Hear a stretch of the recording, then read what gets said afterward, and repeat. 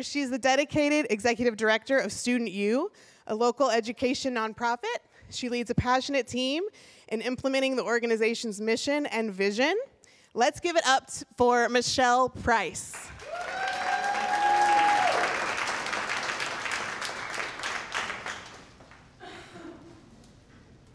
Good evening. Okay, it's too many people and that wasn't enough energy. Good evening. That's way better. I wanted to make sure that this slide, no, go back, hold up. This is my album cover for my senior citizen rap album that's gonna come out in 2030. And I needed to make sure that y'all saw that and make sure that you said that you saw it here first. So just wanted to make sure you all knew that. But it's great to be with you. Wanted to let you all know that the topic that I'm gonna be sharing with you tonight is about equity in education and community support for first-generation college students. So I don't know if you can go ahead and go to the, oh, I'm supposed to do the slide. Sorry about that, y'all.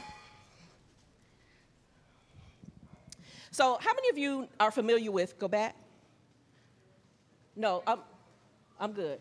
Okay, all right, yes. So wanted to make sure that you all knew North Carolina is not too great when it comes to our take on education. We are last in the nation for per pupil spending. And as a result, there are continued disparities in inequities in education with our students.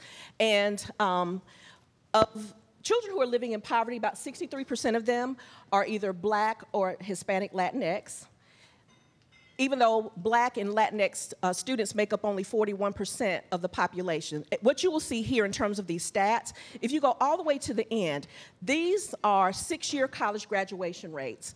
And if you will look at the very end, you will see that for first generation and low income students, only about 11% of students graduate in 6 years.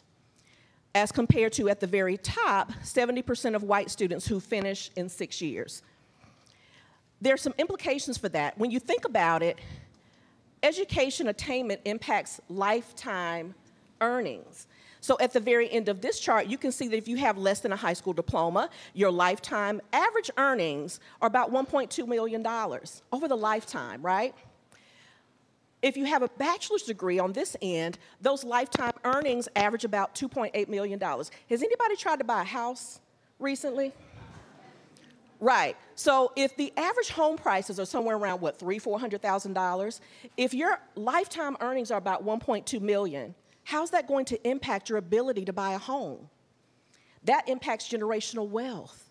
That impacts a whole lot of other things that have to deal with quality of life. So I want you to keep that in mind as we're thinking about why education and access to it is so important. Now, this is my family. These are my parents and my 2 sisters. This picture was taken the day that I graduated from UNC Greensboro with a bachelor's degree in community health education. My parents both went to technical schools. Neither one of them had an associate's degree when they had us, but my mother did go back and get an associate's degree in business when we were in school. The amazing thing about this and why it looks so anticlimactic with no graduation gears, because when you graduate in December, at least at that time, we didn't get all the regalia. So I was excited to graduate, excited to be the oldest daughter and get a college degree, but kind of bummed that we didn't get to do the whole cap and gown thing, right? And so what I am proud of with my parents is that they did ensure that we all got through. So my sisters and I all have master's degrees. And so that first generation part is important because when you finally do have a college degree, then you're able to actually set the tone for the generations coming after you. This is important. This is an important part of my history. I was born and raised in Mebane, North Carolina, but I do have a lot of family in Orange, Alamance, Burlington, all of those places. And what you will see here, that circle, is my great-grandmother. Her name was Eleanor Whitted Mayo, and my great-grandfather standing behind her. This picture was taken, we think, somewhere around the 1950s at a family reunion at my great-grandmother's house and great-grandfather's house. And as you can see, there's community. What I did not know growing up is that even though I'm technically first generation, I actually had some great aunts and great uncles who had gone and had some college, some who may have had college degrees. I didn't know. We just didn't talk about it, right? What you will see on the right side here is a document that many Black people never get to see. This was found in a book about how slavery impacted Education in Orange County. That document was from 1849, and the slave owner's name, the plantation owner's name was Levi Whitted. I'm assuming there's ancestral ties and that he wasn't just a slave owner, since my great-grandmother was a Whitted. And in that document, he's bequeathing slaves to his descendants. And to see that document in writing and to know how real that was and how it impacted me and my family and our ancestry is pretty amazing. You won't be able to see it, but down towards the bottom of the document, one of the slaves that was named on the plantation, his name was Austin. And my great-grandmother, from my understanding, was the great-granddaughter or the granddaughter of Austin, so there's my connection. But to see that kind of documentation that reminds us that slavery was real, that there was real impact, and as we think about equity, y'all, it's so hard to think about all of the inequities that were caused by those 400 years. But what I will say here is that I'm proud of my relatives and the fact that even my great-grandmother and grandfather had children that actually did go and get some college.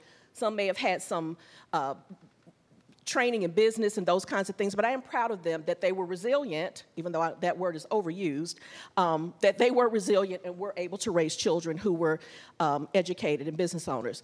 My husband is here, his name is Kevin, and this is our family. And I am proud to say that our oldest son, Zachary, is working on his second master's degree. Our daughter, Kaylin, is working on a PhD, and our youngest son, Julian, is a student at NCCU currently. And so again, to be able to say that now they don't have to be first-generation college students, they can be second-generation college students, meaning that their trajectories should be better off because of the fact that they're able to utilize the education that they have to make their lives what they want them to be, which is the whole purpose of education, right? So in North Carolina, if you will think about the fact that in terms of first generation or non-first generation students, about half of students are not first generation, right? About a little less than half are. But Hispanic and Latinx children are most likely to be first generation college students at 74%, followed by black children at 63%. Thank you for that bell. I almost forgot that there was going to be one. And what you can see here for Student U, where I work, and I'm proud to say that one of the things that I admire most is the fact that we create intentional community, an affirming environment, a responsive community of people who help students to develop identity and leadership. We provide quality academic support in the form of after-school support and summer programming, and we have an 11-year pipeline where we work with students all the way from the summer before they enter 6th grade until they graduate from college. So that intentional support helps to create opportunities for them to experience joy and celebration. We have diverse staff, and our families are able to see people, and our students are able to see people that look like them, which is so incredibly important. Just to say, in terms of outcomes, 100% of our students who participate in programming graduate from high school on time, 55%, as opposed to the 11% that you saw nationwide. Of our students, 55% graduate from college in 6 years, and we have studies that show the impact of them participating here, and I know that since I'm out of time, I won't have time to talk about that. And what you see here is the 10 graduating classes since 2014 that we've had of students who've been able to complete their high school diplomas and to go on to their post-secondary plans and to live the lives that they want to live. And that's what community is about, increasing chances that all students can graduate from high school and access their dreams through their post-secondary plans, and having people like you who are intentional with using your voices, your access, and any opportunities that you have to open doors for students so that they can have access to the lives that they want to live. And don't forget this rap album that's going to drop in 2030. Thank you.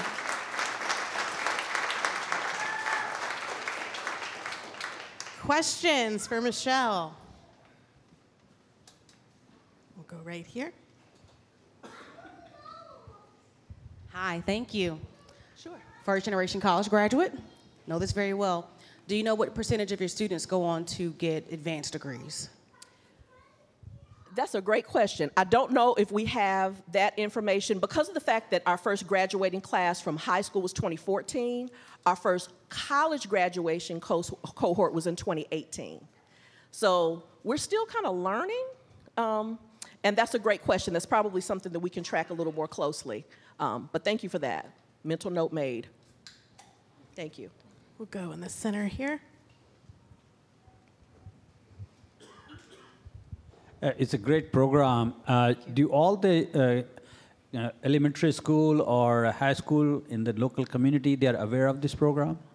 So we partner with Durham Public Schools mostly. So we have students that come from all Durham Public Schools, middle and high schools. They are bused in the middle school program to our location. We have a building called the W.G. Pearson Center, which is located in Hayti, in an old school building. And so we also have high school students that come a couple of times a week for in-person tutoring and online tutoring.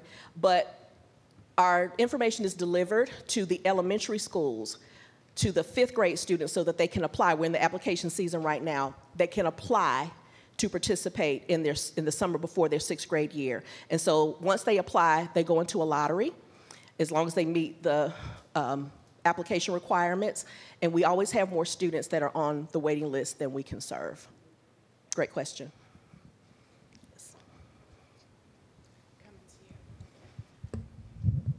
Hi, comment and a question. I'm also a first-generation college student, and my question, I'm sorry if I missed it, but what percentage of your students are potential first-generation college students? So when we look at first generation, it's around 80%. And to be honest, because of the fact that we have such a long runway where we work with parents, some of them actually get their degrees in that process before their children do, which means that they're no longer first generation. Great question. We'll go over here. You know, I think I saw 11% of the first generation low income don't graduate. 11% graduate in 6 years. In 6 years. Is there a reason why the 89% don't graduate? Like, what's driving that? Well, we know that for first generation students who typically are going to be black or brown, access to the quality education that it takes to be able to make it to college in the first place and then to make it beyond year 1 or year 2 is a lot of it. Sometimes students don't finish for several reasons. It can be financial. It can be some major event that happens that makes a student realize maybe that's not really what I want to do. But the challenge of that is if you start year 1 and year 2, and especially if you have some debt, what ends up happening is you have a bill for a degree that you were working on that's not paying you back. So it increases sometimes those gaps when it comes to equity because now you have debt that's not benefiting you for a degree that you didn't finish. So we're trying to make sure that parents know that too, which is why it's wonderful that we get to work with them on such a long runway. Great question. We'll go over to this side. I don't want to neglect this side of the room.